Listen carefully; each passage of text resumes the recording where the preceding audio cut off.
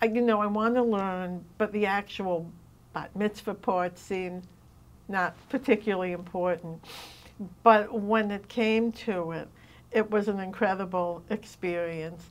And my father was 88 then, and he wasn't sure he was going to come. He said, "Do you want me to come?" And I said, "I'd love for you to be there, but if it's a burden, don't come."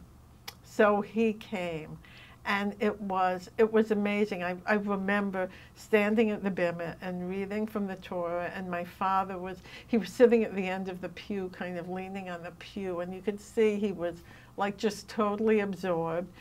And my son was standing in the door to the sanctuary with my grandson, who was like just over 1 then, and it was so incredible seeing both ends. And it's interesting because a rabbi, Mark Shapiro, said he remembered my father looking at me, and he thought something really important must have been going on if he remembered that.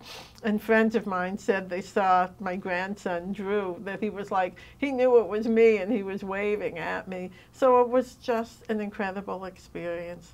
And I loved reading from the Torah. I hate getting up in front of a group, but somehow the last 2 years I volunteered to read Torah for the high holidays. And we have a small, if there's no bar about mitzvah, we have a small Saturday morning service after Torah study. So I've read Torah there a few times. And it just feels like an incredible connection with my father, my grandfather that I never knew, and, 2,000 or 3,000 years of Jews reading Torah and getting a whole variety of meanings out of it.